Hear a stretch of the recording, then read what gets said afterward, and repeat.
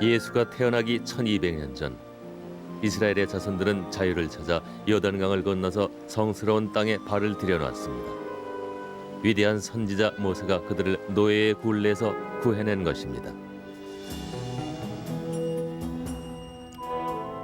요단강 기슭에 또 다른 해방을 약속하는 새로운 선지자가 나타났습니다.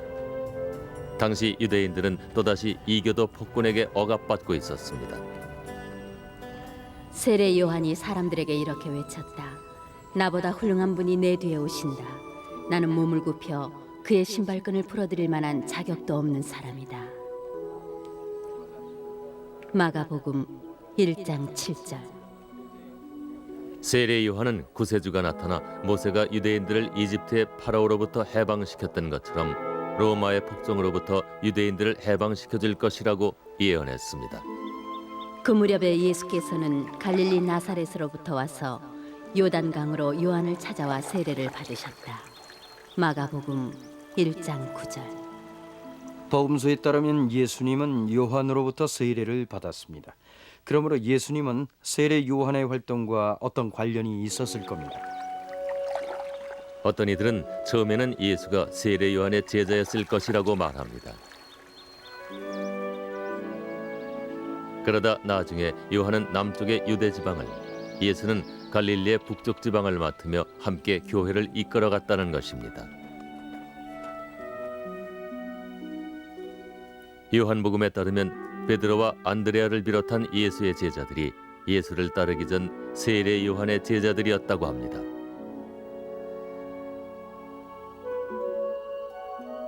다음 날 요한이 자기 제자 두 사람과 함께 다시 그곳에 서 있다가 마침 예수께서 걸어가시는 것을 보고 하느님의 어린 양이 저기 가신다 하고 말하였다. 그 두 제자는 요한의 말을 듣고 예수를 따라갔다. 요한복음 1장 35절. 마태와 루가복음에 따르면 갈릴리 바닷가의 어부들이 예수의 첫 번째 제자들이 되었다고 합니다.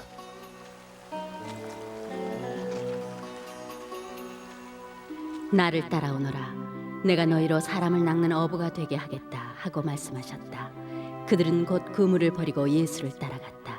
마가복음 1장 17절. 예수님이 갈릴리 바닷가로 나가서 처음 보는 어부들을 보고 나를 따르라고 하자 어부들이 그물을 버리고 곧장 예수님을 따라갔다는 것은 현실적으로 있을 수 없는 일이죠. 아마 세례 요한의 제자들 중 일부가 예수님의 첫 번째 제자들이 됐을 가능성이 큽니다.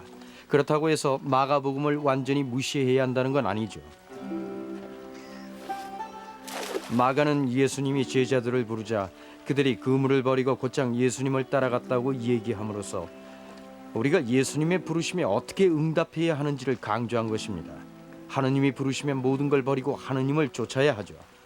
여기서 또한 알 수 있는 건 예수가 자신의 길을 걷기 시작했다는 겁니다. 세례 요한이 죽기 전에 이미 다른 길을 선택한 거죠. 그 무렵에 마침 헤로데의 생일이 돌아와서 잔치가 벌어졌는데 살로메가 잔치 손님들 앞에서 춤을 추어 헤로데를 매우 기쁘게 해주었다. 그래서 헤로데는 그녀에게 무엇이든지 청하는 대로 해주겠다고 맹세하며 약속하였다. 그러자 살로메는 세례자 요한의 머리를 쟁반에 담아서 이리 가져다 주십시오 하고 청하였다. 마태복음 14장 6절.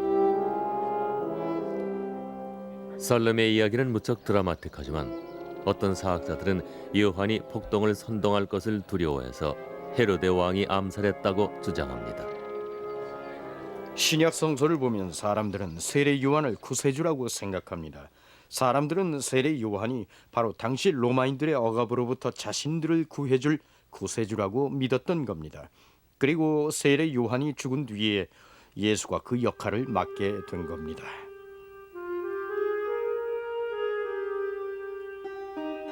예수가 사람들의 주목을 받게 된 것은 아마 그때부터일 것입니다. 성전에 따르면 예수가 전도를 시작한 것은 서기 27년으로 3년 동안 지속됐습니다. 그러나 어떤 학자들은 세례 요한이 죽은 지 몇 달 후에 예수도 죽었을 것이며 예수의 교회 또한 몇 달밖에 존재하지 않았을 것이라고 주장합니다. 복음서에 나오는 예수와 그의 제자들의 행적을 쫓아보면 예수가 대도시를 피한 것을 알 수 있습니다. 그의 전도는 가난한 자들, 특히 시골의 농부들과 집 없는 자들을 위한 것이었습니다. 나사렛 예수는 당시 사회적 관습을 개의치 않고 사회에서 추방당하고 죄지은 자들을 따듯이 맞아주었으며 여성을 동등하게 대해주었습니다. 산 정상에 있는 이 교회는 예수가 가난한 자들에게 그 유명한 산상수훈을 한 자리라고 합니다.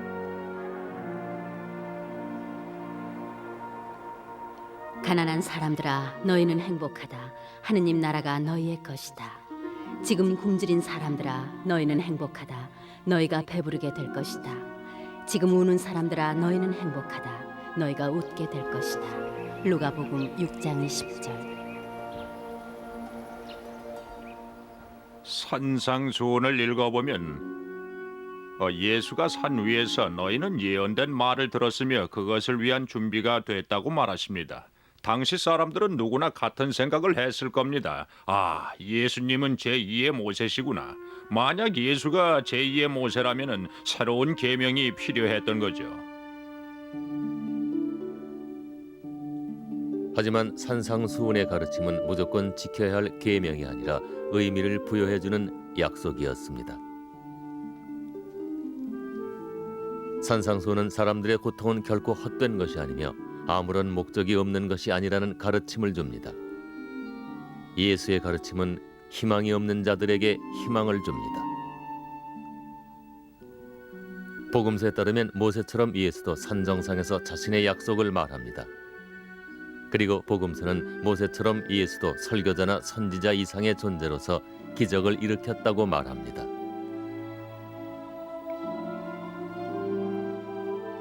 예수는 기적을 일으키는 사람이었죠. 그걸 배제하고는 설명을 할 수가 없습니다. 악기나 기적을 믿지 않는 과학적인 현대인들은 수긍을 할 수가 없는 부분이죠. 예수의 시대에 기적을 일으킨다는 것은 어떤 의미였을까요? 고대에는 치유 능력을 가진 사람들이 많았습니다. 복음서에도 예수 외에 치유 능력을 가진 사람들의 얘기가 나옵니다. 전 예수가 사람들의 병을 고쳤을 거라고 믿습니다. 그렇지 못했다면 오늘날 아무도 예수를 기억하지 못할 겁니다. 훌륭한 설교자나 철학자는 지금까지 예수 외에도 수없이 많았으니까요. 예수는 병을 치유할 수 있는 특별한 능력을 가지고 있었을 겁니다.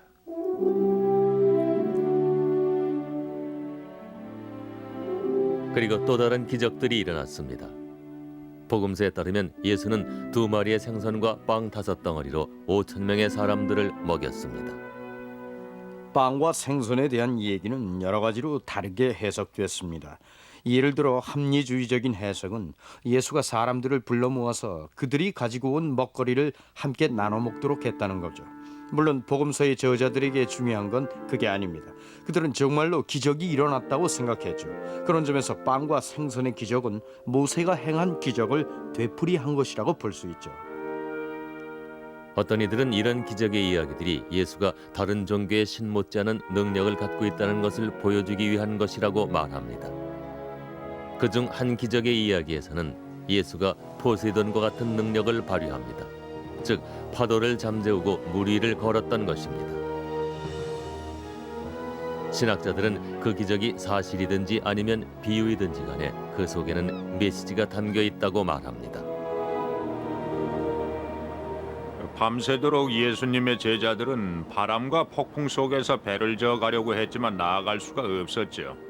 그런데 갑자기 폭풍치는 바다 위로 예수님이 걸어오고 계셨어요. 파도는 잠들고 배는 바닷가에 닿았죠. 여기엔 메시지가 있어요. 예수님 없이 고기를 잡는 건 생각지 말라. 예수님 없이 바다에 나가는 건 생각지 말라. 예수님 없이 뭘 하거나 어디를 가는 건 생각지 말라. 이 얘기가 전하고자 하는 건 물 위를 걷는 기적에 대한 것이 아닙니다.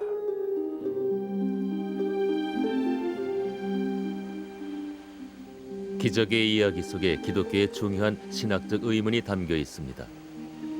그것은 바로 나사렛 예수는 인간이자 하느님의 아들이라는 개념입니다. 예수에게 있어서 가장 중요한 점은 바로 사람이라는 것입니다. 기독교는 예수의 신적인 위상을 지키기 위해 그 점을 간과하는 경향이 있죠.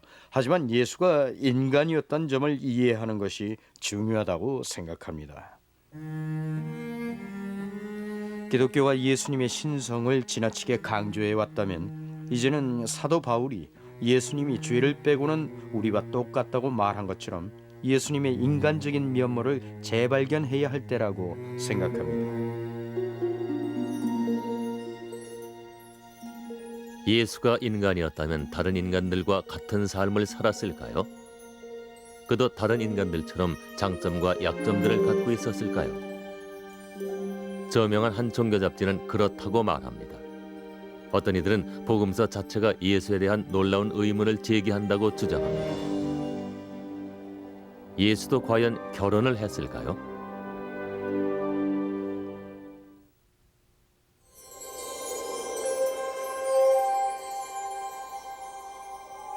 성전에 따르면 나사렛 예수는 미혼이었고 평생 독신으로 살았습니다.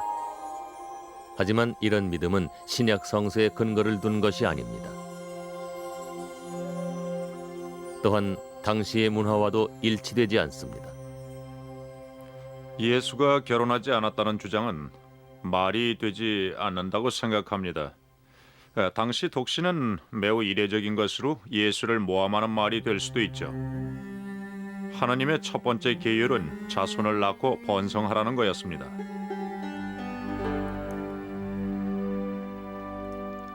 유대인 남자에게 결혼은 일반적으로 받아들여지는 삶의 방식이었습니다. 복음서에 따르면 예수는 유대교 율법에 따라 성장하고 생활했습니다. 예수는 성서의 가르침을 따랐습니다. 아브라함, 모세, 다윗 등 성서의 위대한 영웅들은 모두 결혼을 하고도 신을 섬길 수 있었습니다. 구약 성서 어디에서도 평생 독신을 지킨 경우는 찾아볼 수 없습니다. 결혼에 대해서는 선택의 여지가 없었습니다.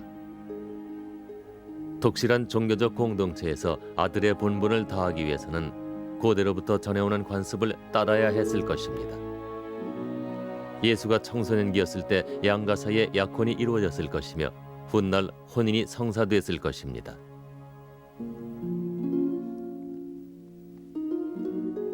고대 유대율법은 아들을 위해 아버지가 행해야 할 5가지 의무를 규정합니다.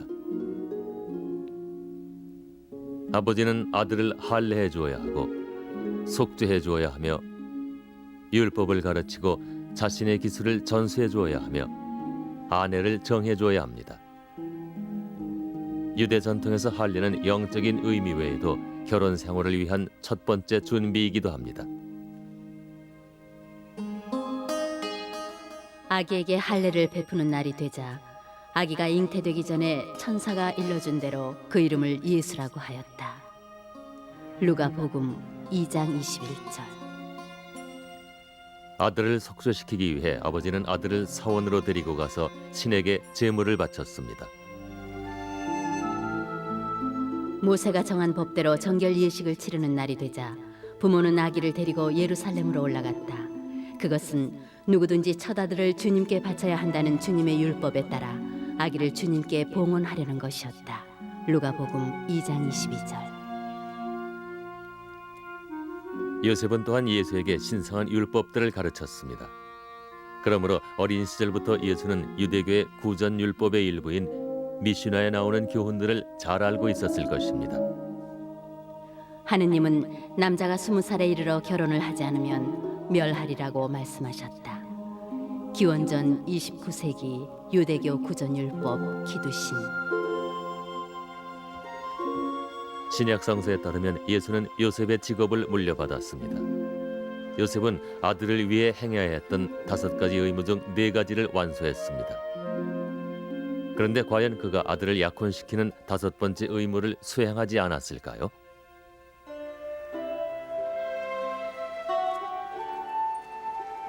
어떤 이들은 예수의 생활 방식 속에 그가 결혼을 했다는 증거가 있다고 말합니다. 신약 성서 전체에서 예수는 제자들로부터 랍비, 즉 선생이라고 불립니다. 결혼하지 않은 자는 아이들의 선생이 되지 못할 것이다. 유대교 구전율법 기두신 4장 13절.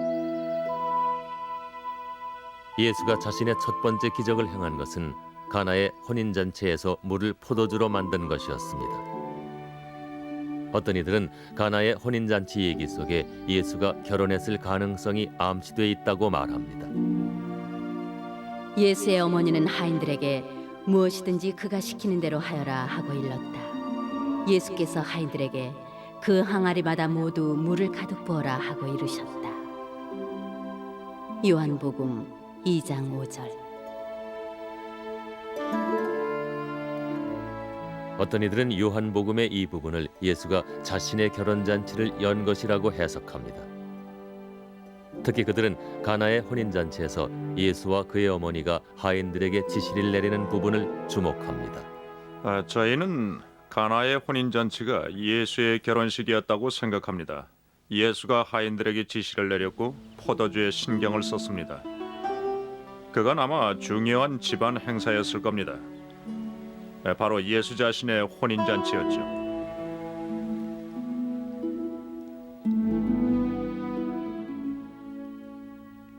예수가 결혼을 했다면 누가 그의 아내였을까요?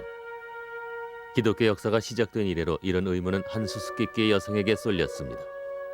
세 편의 초기 복음서에서 여자 제자들의 이름이 나올 때마다 막달라 마리아가 항상 가장 먼저 언급됐습니다.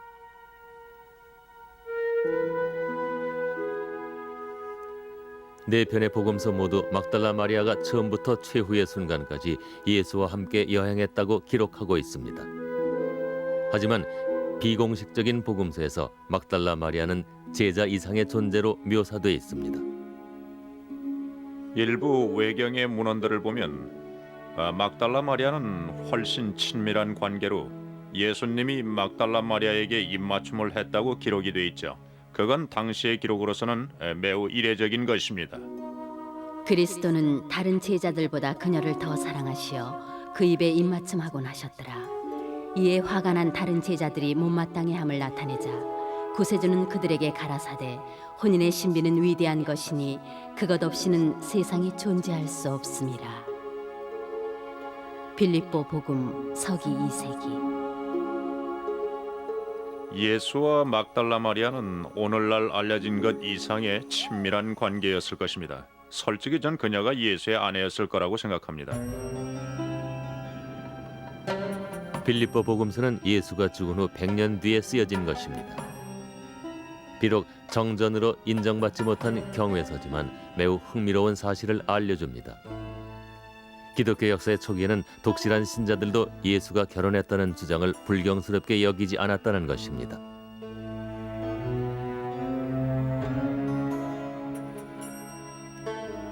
복음서의 기록에 따르면 예수가 십자가에 못 박혀서 마지막 숨을 거두기까지 오랜 시간 동안 예수와 함께한 사람은 막달라 마리아뿐이었습니다.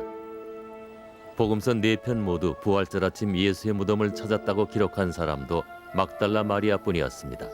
안식일이 지나자 막달라 마리아와 야고보의 어머니 마리아와 살로메는 무덤에 가서 예수의 몸에 발라드리려고 향료를 샀다. 마가복음 16장 1절. 유대 전통에 따르면 시체에 향료를 바르는 것은 보통 가까운 친척들이 행하는 신성한 의식이었습니다. 예수가 결혼을 했을까요? 여러 가지 기록들에 따르면 예수는 당시의 율법과 전통을 지키는 독실한 유대인이었습니다. 그리고 예수가 살던 시절에는 신을 섬기기 위해 독신을 지키는 것은 모순이었죠. 하지만 그 당시에도 전통을 거부하는 사람들이 있었습니다. 몇몇 사람들이 독신으로 살길 선택했다는 서기 1세기의 기록이 있습니다. 사회 사본 중에는 쿰란 공동체와 에스네파가 독신으로 살았다고 기록한 몇몇 문서들이 있습니다. 당시 모든 사람들이 결혼해야 했기 때문에 예수님도 분명히 결혼했을 것이란 주장은 설득력이 없습니다. 그건 사실과는 다르죠.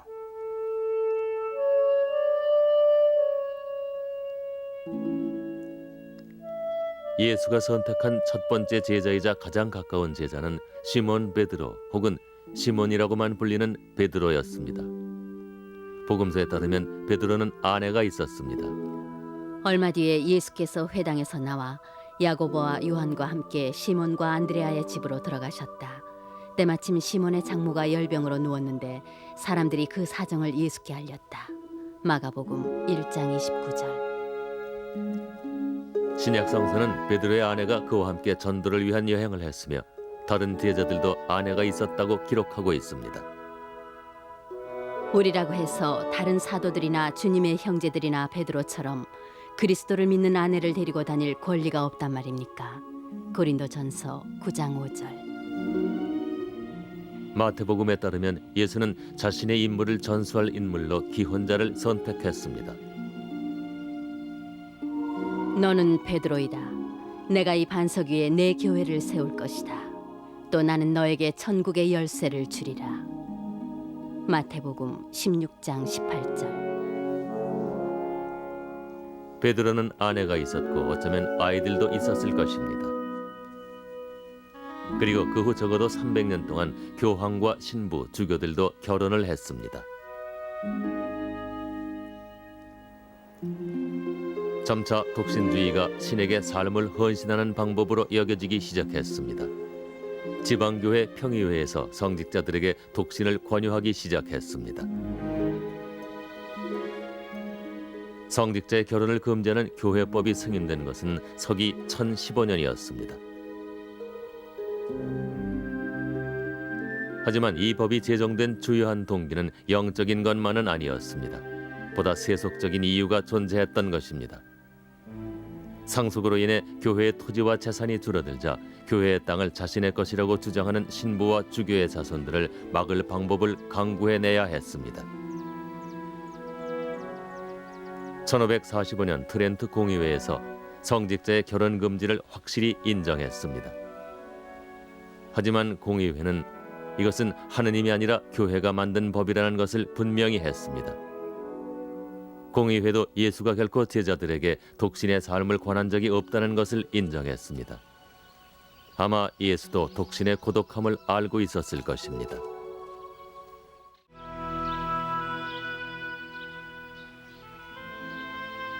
과연 그 사람의 말이나 아니면 그의 행동을 기록한 글을 통해 한 사람을 얼마나 잘 이해할 수 있을까요? 역사 속의 진정한 예수의 모습을 찾기 위한 이 여정에서 우리는 먼저 서로 사랑하라고 가르치는 온화한 평화주의자인 예수를 만나게 됩니다. 누가 오른뺨을 치거든 왼뺨마저 돌려대고 또 재판에 걸어 속옷을 가지려고 하거든 겉옷까지도 내주어라. 마태복음 5장 39절. 하지만 마태복음에 조금은 다른 모습이 나타납니다. 내가 세상에 평화를 주러 온 줄로 생각하지 말아라. 평화가 아니라 칼을 주러 왔다. 마태복음 10장 34절. 똑같은 복음서에 너무나 모순된 구절들이 존재하는 것입니다. 예수는 평화를 선호했을까요? 폭력을 선호했을까요? 또한 그가 정치적 혁명가였을까요? 물론 예수는 유대인 저항 운동가였죠. 하지만 기존의 자료만으로는 좀 더 확실한 결론을 내리기는 쉽지 않습니다. 예수는 정치적인 의미에서 혁명가이기도 하고 아니기도 했죠. 로마인들은 자신들의 기준에 따라 예수를 혁명가로 보았습니다. 그래서 정치적인 이유로 그를 사형에 처한 겁니다. 하지만 예수가 자신을 혁명가라고 생각했다거나 정치적 반란을 일으키려고 했다고는 생각하지 않습니다. 그럴지도 모릅니다. 하지만 당시에는 종교와 정치가 언제나 하나로 뒤엉켜 있었습니다. 서기 30년 어느 봄날 일요일로 거슬러 올라가 봅니다. 그날은 유대교 명절인 유월절로 예수가 예루살렘에 입성했습니다. 그는 500년 전에 쓰여진 예언을 실현했습니다. 예루살렘에 따라 즐거이 부를지어다. 보라, 내 왕이 내게 임하노니 그는 공의로우며 구원을 베풀며 겸손하여서 나귀를 타나니. 스가랴 9장 9절. 어떤 이들은 예수가 스가랴의 예언을 실현하기 위해 나귀를 탄 것이라고 말합니다. 어떤 이들은 예수를 구세주로 나타내기 위해 복음서에 그렇게 쓴 것이라고 합니다. 하지만 예수가 개선 장군처럼 예루살렘에 입성한 것은 분명합니다. 어떤 사람들은 나뭇가지를 꺾어다가 길에 깔아놓기도 하였다. 그리고 앞뒤에서 따르는 사람들이 모두 환성을 올렸다. 호산나 다윗의 자손 주의 이름으로 오시는 이여 찬미 받으소서. 마태복음 21장 8절. 그 나뭇가지는 종려나뭇가지로 그날을 기려 종려주일이라고 부릅니다. 그의 의도와는 무관하게 예수의 예루살렘 입성은 많은 이들에게 저항의 몸짓, 즉 반란의 선동으로 여겨졌습니다. 유대인들에게 유월절은 축제 기간이지만 로마 당국에게 유월절은 팽팽한 긴장감이 도는 시기였습니다. 유월절이 이교도 지배자의 억압과 종교적 박해에서 해방된 것을 기념하는 명절이었기 때문입니다.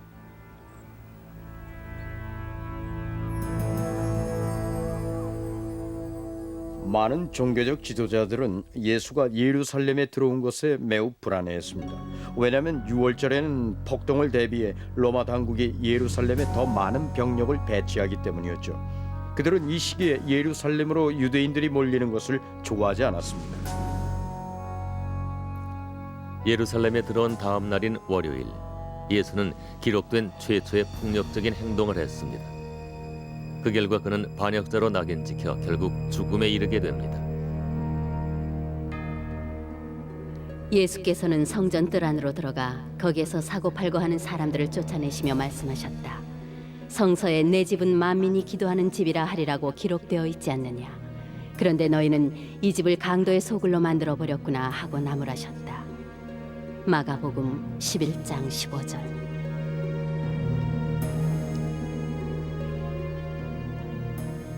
예수의 폭력적인 행동은 군중들의 관심을 끌었습니다. 또한 종교 지도자들도 예수의 행동에 주목하게 되었습니다. 대사제들과 율법학자들은 어떻게 해서라도 예수를 없애버리자고 모의하였다. 그들은 모든 군중이 예수의 가르치심에 감탄하는 것을 보고 예수를 두려워하였던 것이다. 마가복음 11장 18절. 사원에서 예수를 체포할 수는 없었습니다. 항상 군중에게 둘러싸여 있었기 때문입니다. 하지만 사흘 후 목요일 저녁 예수는 어두운 밤 대사제들과 사원의 군관들에게 체포됐습니다. 그 전에 예수는 마지막 만찬이 된 유월절 만찬을 마치고 제자들과 기도를 하기 위해 겟세마네 동산에 올라갔습니다. 그들은 예수를 잡아 대사제의 관저로 끌고 들어갔다. 루가복음 22장 54절. 이 사건은 4대 복음서에 모두 기록되어 있습니다. 하지만 어디에도 예수가 무슨 죄목으로 사형 선고를 받았는지는 분명히 설명되어 있지 않습니다.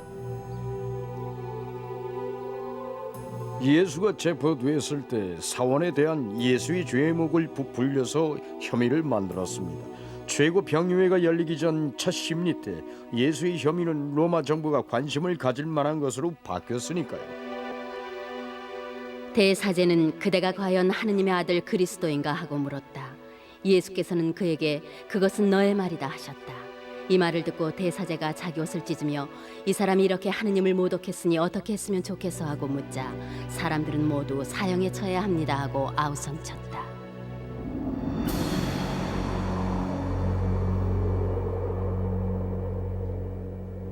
이른 아침에 모든 대사제들과 백성의 원로들이 예수를 결박하여 총독 빌라도에게 끌고 가서 넘겨주었다. 마태복음 26장 63절과 27장 1절. 예수는 자신이 유대인의 왕이라고 주장했다는 혐의를 받았습니다. 그것은 로마 제국과 황제에 대한 위협을 의미했습니다. 1세기에는 종교와 정치를 분리할 수 없었습니다. 오늘날 우리가 당연시 여기는 교회와 국가의 분리 같은 건 존재하지 않았죠. 로마 총독 본시오 빌라도는 유대에서 가장 잔혹한 로마 지배자로 기억되어지는 인물입니다. 로마 사학자 필로는 그를 전제적이고 잔혹하다고 묘사했습니다. 요세푸스는 빌라도가 행한 피해 숙청과 잔악무도한 사마리아인 학살에 대해 기록했습니다. 신약 성서는 빌라도가 예수를 유대인의 왕으로 인정하는 선량한 인물로 표현했고 유대인 군중들은 부정적으로 그렸죠. 하지만 역사적으로 보면 빌라도는 잔혹한 악인이었습니다. 하지만 신약 성서에는 그 반대로 자비롭고 현명한 총독으로 그려져 있죠.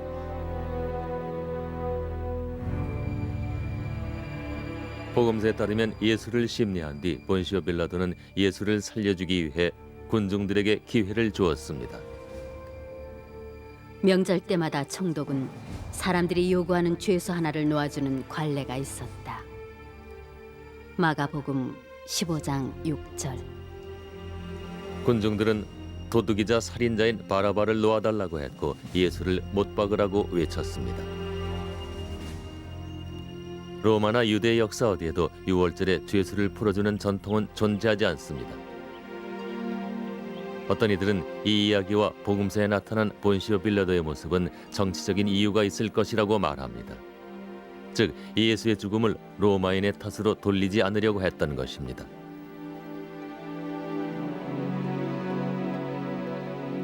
비난의 대상이 본시오 빌라도에서 유대인들로 바뀐 것입니다.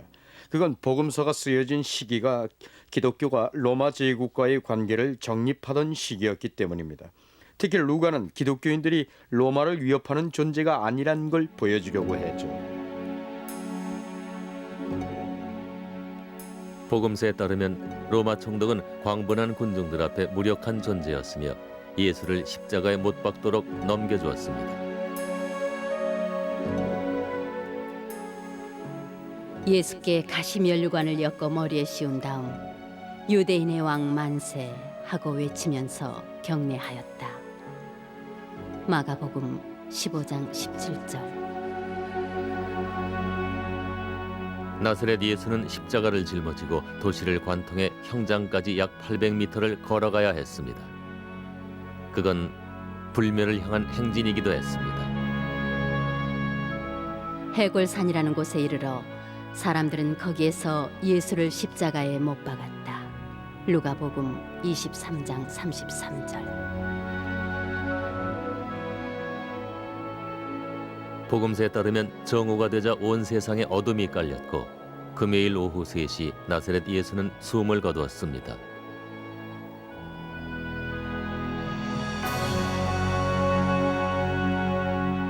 예수님이 사망한 뒤 얼마 후 초기 기독교인들과 그의 제자들은 예수님이 죽지 않고 살아있다고 믿기 시작했습니다. 왜 제자들은 예수가 부활했다고 믿었던 것일까요? 어디서 그런 믿음이 생겨난 것일까요?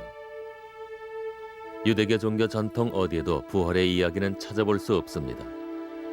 성서의 위대한 영웅들도 부활한 예는 없습니다. 이처럼 전례가 없는 경우 결국 복음서가 제시해주는 해답은 단 하나뿐입니다. 그의 제자들은 예수가 부활했다고 믿었습니다. 왜냐하면 직접 예수를 보았기 때문입니다. 역사 속에 예수를 찾아 떠나는 이 여정에서 부활의 성스러움과 그 신비함에 대해 알아봅니다.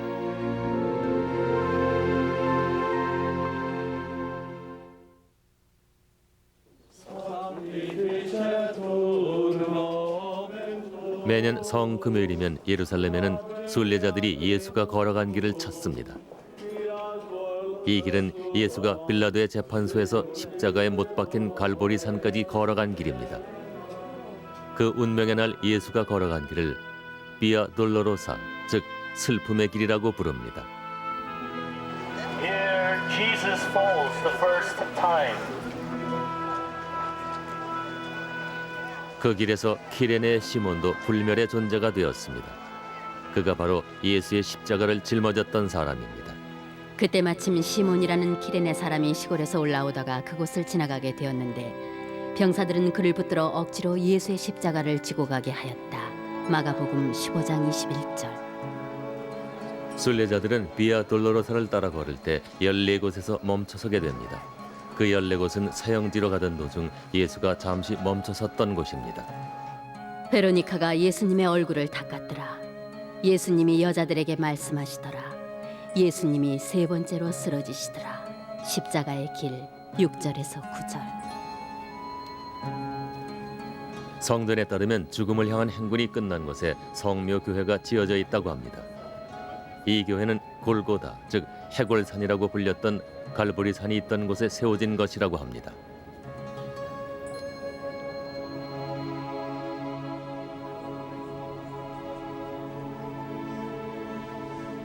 수세기 동안 매일같이 신자들이 이곳을 찾습니다. 대부분의 사람들은 이곳이 실제로는 예수가 걸어간 길이 아니라는 사실을 모릅니다. 이 길은 예수가 죽은 지 300년 후에 선정된 것입니다. 4세기 콘스탄티누스 대제가 기독교를 로마 제국의 국교로 선포했을 때 황제는 성경 속에 기록된 사건들이 일어난 성스러운 장소들을 알고 싶어 했습니다. 황제가 예수님이 어디서 예루살렘을 바라보았는지, 어디에 겟세마네 동산이 있는지, 어디에 못 박히셨는지 알고 싶다고 하자 폐하 저희도 알 수가 없습니다라고 말할 수는 없었죠. 곧장 알아오겠나이다라고 말할 수밖에 없었습니다. 고고학적인 증거나 역사적 증거 등을 보면 오늘날 비아 돌로로사라고 여겨지는 길이 정확한 장소가 아님을 알 수 있습니다. 진짜 비아 돌로로사는 지금은 기념품 가게가 잔뜩 들어선 다윗 거리일 거라고 저는 생각합니다. 십자가의 길이 예수님이 걸어가신 그 길이 아니라고 할지라도 그 길은 지금까지 거의 2000년 동안 기독교 순례자들이 걸어갔던 길입니다. 그러므로 그 길은 지금까지 수세기 동안 그 길을 걸어갔던 수백만 명의 순례자들과 예수님을 하나로 연결을 해주죠. 비록 실제로 예수님이 형장까지 걸어가신 길은 예루살렘 성곽 밖에 있는 다른 길이지만요. 예수의 이야기는 그날 금요일 오후로 끝나는 것이 아닙니다. 사실 그 얘기는 2000년 동안 계속되고 있습니다. 왜냐고요? 하나의 중요한 이유 때문이죠. 복음서에 따르면 예수가 무덤에 묻힌 지 사흘 후 일요일 아침에 기적 중에서도 가장 놀라운 기적이 일어났다고 합니다. 나사렛 예수가 부활한 것입니다. 겁내지 마라. 너희는 십자가에 못 박히셨던 나사렛 사람 예수를 찾고 있지만 예수는 다시 살아나셨고 여기에는 계시지 않다. 마가복음 16장 6절. 예수는 죽기 전 제자들에게 더 나은 삶을 사는 법을 가르쳤습니다. 이제 텅 빈 무덤에서 영생의 약속이 이루어진 것입니다. 분명히 초기 기독교인들은 하느님이 예수를 평범한 인간이 경험하는 죽음으로부터 구원하셨다고 믿었습니다. 그리고 예수의 제자들도 그런 구원의 희망 속에 살게 된 거죠. 실제로 예수가 부활하는 것을 목격한 사람은 없습니다. 예수가 죽고 난 뒤에 그를 봤다는 제자들의 이야기만 존재할 뿐입니다. 그들의 증언 위에 새로운 신앙이 만들어졌습니다. 예수의 제자들 중 몇몇 사람들이 예수가 십자가에 못 박혀 죽은 뒤에 예수를 보았다는 사실에는 의심의 여지가 없습니다. 막달라 마리아는 마리아의 복음에서 예수를 보았다고 주장했고 그게 사실일 거라고 생각합니다. 그건 요한복음에도 기록돼 있죠. 부활은 사람들마다 다양하게 해석될 수 있는 매우 어려운 개념입니다.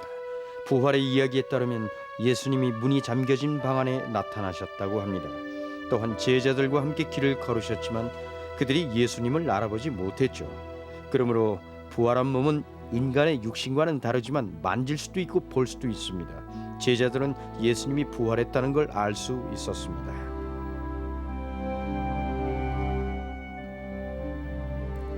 요한복음에 따르면 예수는 두려움에 문을 잠그고 방 안에 숨은 제자들 앞에 나타났습니다. 내 아버지께서 나를 보내주신 것처럼 나도 너희를 보낸다 하고 말씀하셨다. 이렇게 말씀하신 다음 예수께서는 그들에게 숨을 내쉬면서 계속 말씀하시길 성령을 받으라. 요한복음 20장 21절. 어떤 이들은 이것이 지어낸 얘기에 불과하다고 말합니다. 하지만 이것이 지어낸 이야기라면 두려움에 떨던 11명의 제자들이 어떻게 두려움을 떨치고 다시 세상의 모습을 드러낼 수 있었을까요? 생전에 예수가 그랬던 것처럼 그들도 로마 제국과 유대교 교회에 저항했습니다. 그리고 그들 중 많은 수가 순교했습니다. 하지만 죽음의 순간을 맞기 전 이 11명의 제자들은 세상으로 나아가 역사상 가장 위대한 사회적 혁명을 일으켰습니다.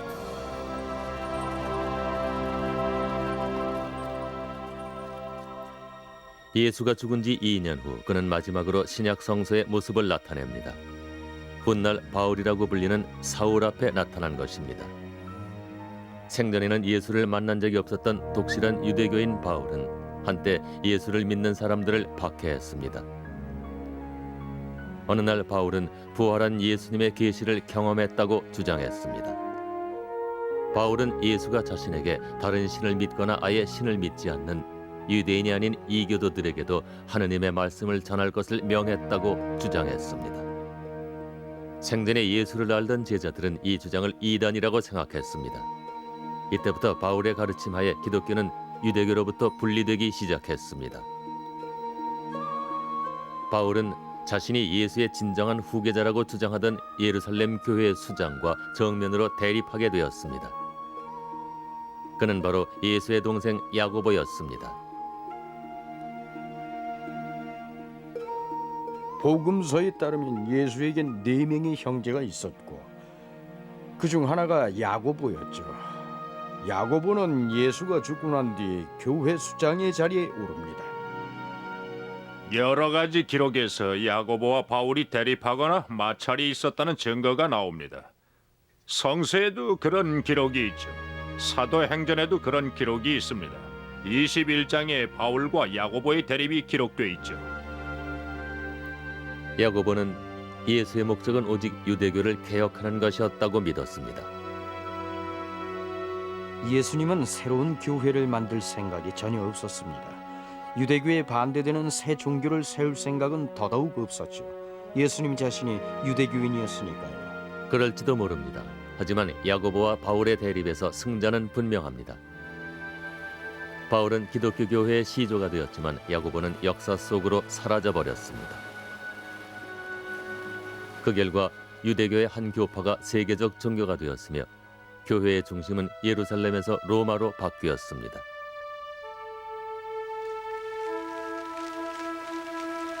(2000년이) 지난 지금 신학자들은 아직도 알려지지 않은 역사 속의 예수의 진정한 모습을 찾고 있습니다. 그 탐구는 2가지의 명제로 시작됩니다. 나사렛 예수라는 사람이 이 세상에 존재했고 그의 삶이 우리의 삶과 인류의 역사를 바꿔놓았다는 것입니다. 지난 20세기 동안 기독교 신자들은 예수가 평범한 인간이었다면 어떻게 이런 큰 변화를 일으킬 수 있었겠느냐고 우리에게 반문합니다.